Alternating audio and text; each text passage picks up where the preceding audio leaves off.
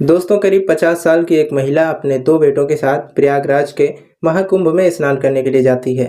स्नान करने के बाद जैसे बाहर निकलती है, अचानक ही उसकी नज़र एक अघोरी बाबा पर पड़ जाती है और अघोरी बाबा को वो बार-बार एक टकटकी लगाए देख रही थी। कभी वो उनकी आँखों को देख रही है, तो कभी उनके ललाट को देख रही है, कभी हाथों को देख रही है। इस तरह से लगातार उनके आस-पास चक्कर काट रही थी और इसके बाद वो एक जगह जाकर रुक जाती है और लगातार जब बाबा की तरफ देख रही थी तो देखते ही देखते उसकी आंखों से आंसू टपक रहे थे। कहना तो बहुत कुछ चाहती थी, लेकिन अब जो आवाज़ थी वो निकल ही नहीं पा रही थी। जब बेटे ने अपनी माँ को इस रूप में देखा तो वो अपनी माँ से कहता है कि माँ, तुम बहुत परेशान लग रही हो, क्या बात है, क्या दिक्कत है। जैसे ही बेटे ने अपनी माँ से ये बात पूछी तो माँ कहने लगती है कि बेटा कुछ भी नहीं है। तभी बेटा जिद करने लगता है, पूछता है कि माँ आखिर ऐसी क्या बात है, मैंने इससे पहले तुम्हें कभी परेशान होते हुए नहीं देखा। वो कहती है, बेटा जो व्यक्ति सामने साधु के रूप में है, अघोरी के रूप में है, दरअसल वो कोई और नहीं, वो तेरे पिता हैं। जैसे ही बेटे ने ये बात सुनी, बेटे को यकीन नहीं हो रहा था। उसके बाद देखते ही देखते यहाँ पर सैकड़ों लोगों का जमघट लग जाता है।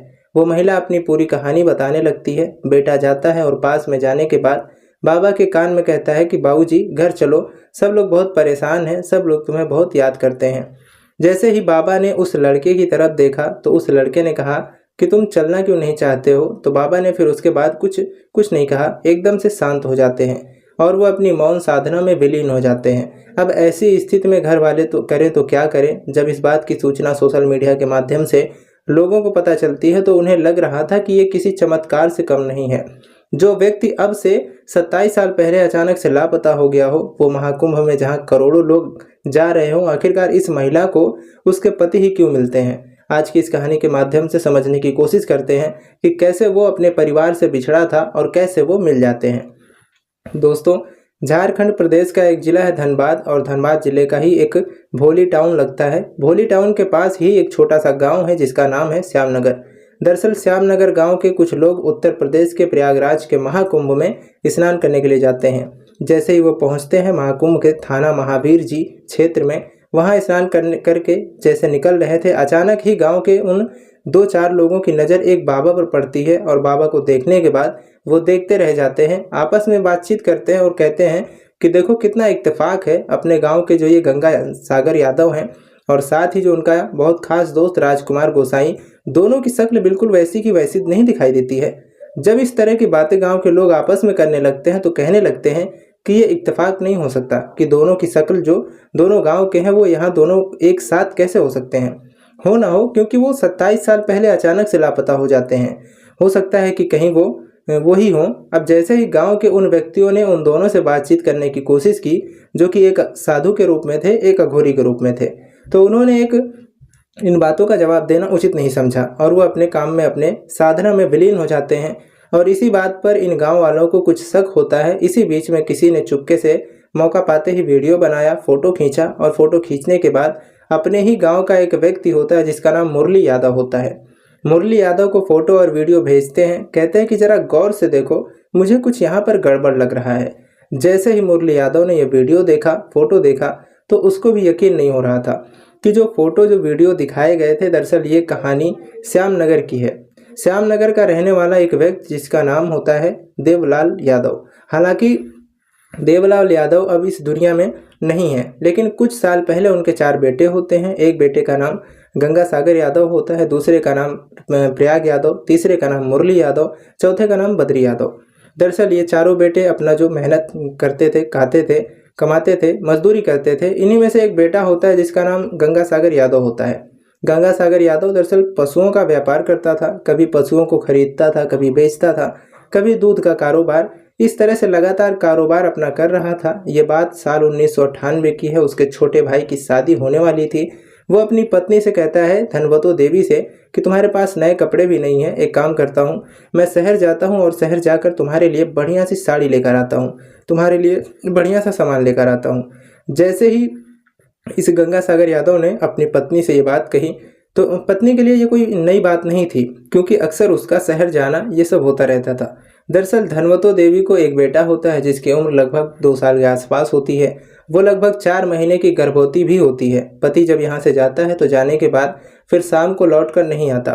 भाई की शादी भी नज़दीक आ चुकी थी और इसी तरह से 2 दिन, 3 दिन, 4 दिन बीत जाते हैं। दरअसल वो पहले भी इसी तरह से गायब हो जाया करता था।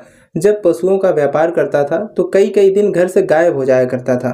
अब घर वालों की लगातार चिंता बढ़ती जाती है, परेशानी बढ़ती जाती है। घर वालों ने नज़दीकी पुलिस स्टेशन में जाने के बाद ये सूचना दी कि जो उसका पति है, जिसका नाम गंगा सागर यादव है, वो घर से लापता हो गया है। उसकी हर जगह तलाश करने की कोशिश की, लेकिन वो कहीं मिल नहीं रहा है। पुलिस ने भी अपनी तरफ से प्रयास किया। पुलिस ने ये भी कहा कि तुम भी अपनी तरफ से भी प्रयास करते रहो, रिश्तेदारों, दोस्तों जो भी हो उनके बारे में पता करो। तो एक बचपन का दोस्त होता है जिसका नाम राजकुमार गोसाई होता है।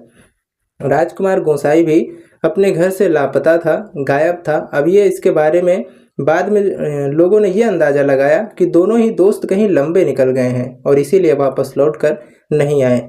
अब यहाँ से घर वालों की चिंता लगातार बढ़ती चली जाती है। चिंता इसलिए बढ़ रही थी क्योंकि इन दोनों का कहीं कोई अता पता नहीं चल पा रहा था, ना ही राजकुमार गोसाई का और ना ही गंगा सागर यादव का। जब आगे वक्त बढ़ने लगता है तो परिवार के लोगों को कुछ समय के बाद एक सूचना मिलती है कि बिहार की राजधानी पटना के अंदर एक गाड़ी के अंदर यानी कि बस के अंदर एक एक्सीडेंट हुआ है और हो ना हो वहाँ पर तुम्हारे पति यानी कि गंगा सागर यादव की मृत्यु होने की खबर है। परिवार के लोग इस सूचना के बाद मौके पर पहुँच जाते हैं। पटना जाने के बाद जो भी वहाँ पर कैजुअलिटी हुई थी उसमें वो अपने पति को या घायलों में अपने पति को तलाश करना शुरू कर देती है।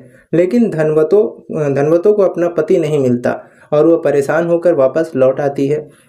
इसके बाद चाहे कोई मेला हो, चाहे कोई जगह हो, जहाँ भी कहीं पुलिस की तरफ से कोई गुमशुदा प्रयास कर सकते हैं वहाँ प्रयास कर रहे थे, लेकिन गंगा सागर यादव का कहीं भी कोई अता पता नहीं चल पा रहा था।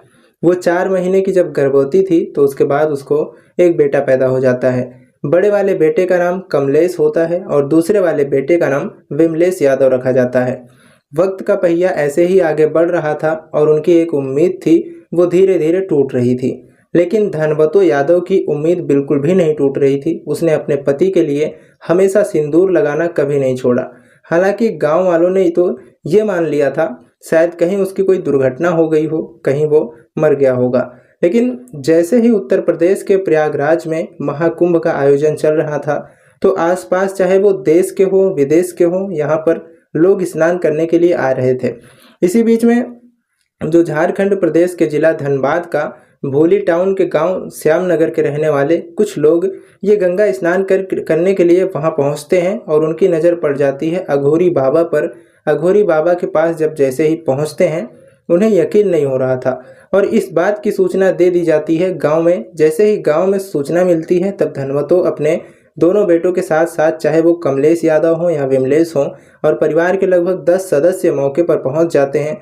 चाचा हो या चचेरे भतीजे हों या कई परिवार के सदस्य हों, लगभग 10 लोगों की संख्या 26 जनवरी 2025 को जब ये वहाँ पर पहुँचते हैं उसी जगह पर, इसी इलाके में जहाँ पर उस बाबा का अपना खुद का टेंट गड़ा हुआ था, जहाँ पर उनकी अपनी पूरी टीम थी। वहाँ जाने के बाद वो महिला अपने पति को देखकर जोर जोर से बिलख बिलख कर रोने लगती है। बेटों को भी यकीन नहीं हो रहा था क्योंकि कोई पत्नी अपने पति को आसानी से भूल नहीं सकती। इसके बाद उस अघोरी बाबा ने पूछा कि तुम क्यों रो रही हो?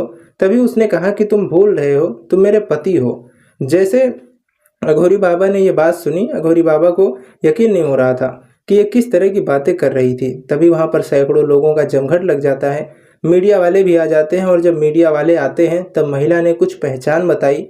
उन्होंने कहा कि इनका बायां हाथ टूटा हुआ है, आप इसकी जांच करा लीजिए, कोहनी बाहर निकली हुई है, इसकी जांच करा लीजिए। ललाट पर एक गहरा घाव है, आप इसकी भी जांच करा लीजिए और आगे के 2 दांत बड़े हैं, आप इसकी भी जांच करा लीजिए।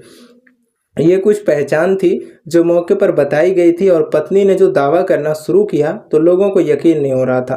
दरअसल कोई व्यक्ति घर से अचानक लापता हो जाता है, 27 साल के बाद महाकुंभ में मिल जाता है। इस तरह की कहानी या तो फिल्मों में या फिर किताबों में देखी होगी, सुनी होगी, लेकिन ऐसा कोई सचमुच मामला सामने आ जाए तो लोगों को किसी चमत्कार से कम नहीं लग रहा था।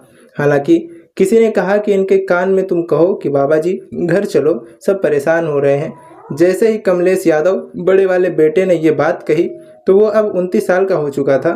वो जाता है अघोरी बाबा के कान में, कहता है कि बाबा अब घर चलो, तुम्हें सब याद करते हैं, सब परेशान हैं, तुम्हारे लिए माँ को देखो, अभी अभी तक तुम्हारे नाम की सिंदूर लगाती है। जैसे ही अघोरी बाबा ने यह बात सुनी, उन्होंने कहा कि मेरे कान में सिर्फ महादेव की आवाज़ आती है, इसके अलावा मैं कोई बात नहीं सुन पाता।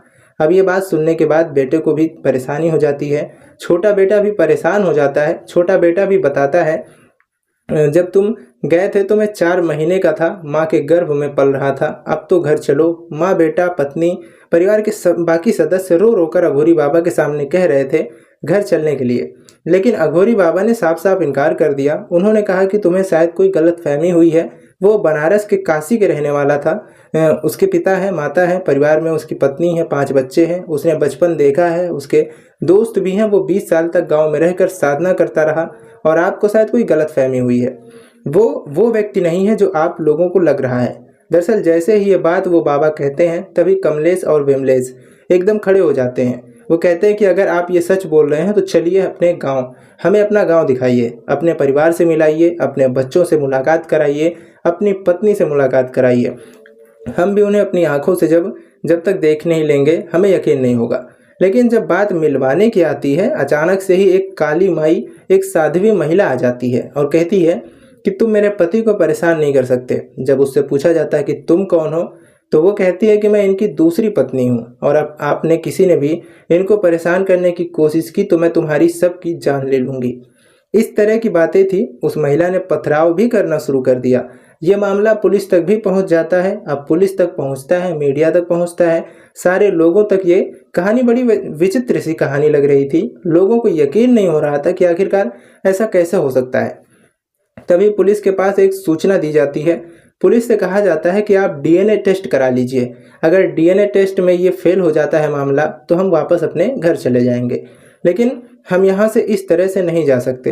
हालांकि पुलिस ने, प्रशासन ने उस परिवार को किसी तरह से समझाकर बुझाकर शांत करा दिया। इन सब का अता पता ले लिया गया है ताकि भविष्य में इस मामले की जांच पड़ताल की जा सके और जांच पड़ताल करने के बाद जो दूध का दूध है, पानी का पानी है, वो किया जा सके। क्या वाकई वो एक अघोरी है? क्या वो वाकई बनारस के काशी का रहने वाला है? या वो वाकई धनवतो देवी का पति गंगासागर यादव है? अभी इस बात की जांच होना बाकी है। और जिस तरह से बाबा जी यानी कि अघोरी महाराज लगातार नजरें बचा रहे थे, उससे कहीं ना कोई शक तो होता ही है। और ये एक तरह से कोई इत्तेफाक नहीं हो सकता कि ललाट पर चोट का निशान था, साथ में उसका एक दोस्त था राजकुमार गोसाई, उसकी भी शक्ल गांव के उस व्यक्ति से मिल रही थी। दोस्तों, इस पूरे घटनाक्रम को सुनाने का उद्देश्य किसी को परेशान करना नहीं है, किसी का दिल दुखाना नहीं है, बल्कि आपको जागरूक करना है, आपको सचेत करना है। दुनिया में अजब गजब तरह के चमत्कार होते हैं, ये भी एक चमत्कार ही है। यदि सचमुच इसका पति निकला तो वाकई अपने आप में ये एक बेहतरीन, एक अनोखी कहानी होगी, जो शायद आज से पहले कभी किसी ने सजीव रूप में तो नहीं सुनी होगी।